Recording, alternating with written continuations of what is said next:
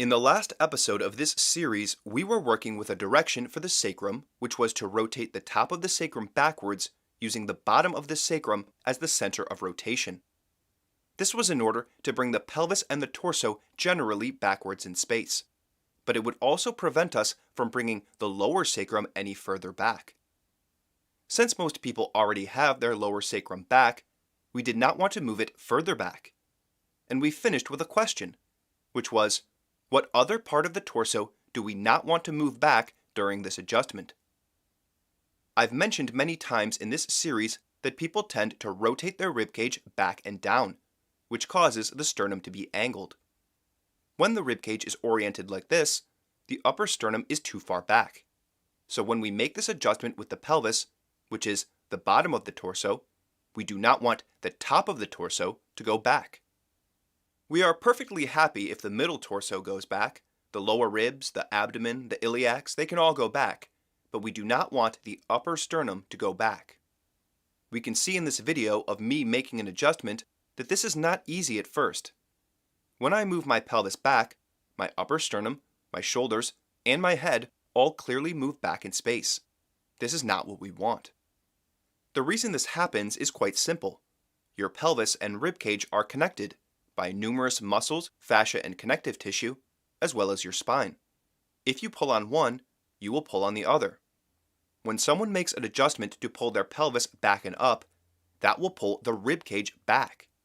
If you have a habit of pulling your upper sternum and upper torso backwards, as most people do, when your ribcage is pulled back, you will move the top back more quickly than the bottom. This will cause the ribcage to be tilted back in an undesirable way. And despite the good adjustment at the pelvis, the condition of the torso will not really improve. Similarly, if you went to undo that tilting back of the ribcage by moving the top end forward, but you did not consider your pelvis, then the forward movement of your ribcage would pull the back of your pelvis forward. And even if you succeed in getting your upper sternum forward, your pelvis will become angled in an undesirable way. Doing just one adjustment of either the pelvis or the ribcage is not all that difficult to do once you've had some practice, but adjusting just one end of the torso will never get you to better posture. The only way for these adjustments to work is to put both movements into action simultaneously. If you anticipate that an adjustment of the pelvis will pull on the ribcage, you can prevent your ribcage from being pulled back at the top. The key is to know an adjustment of one end of the torso will pull on the other end of the torso. So you have to consider that before you make your adjustment. You do not want to do one adjustment and then the other. You want to adjust both ends of your torso at the same time. Doing so will stretch your back.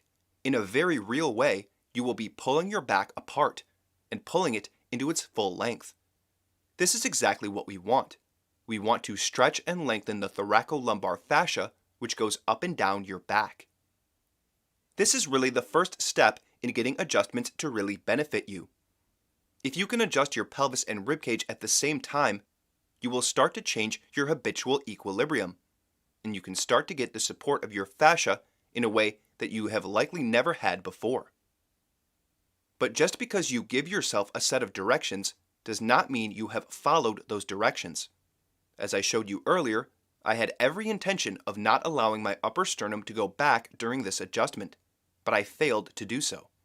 How can we deal with this problem? How can we make sure that we are actually succeeding in what we intend to do?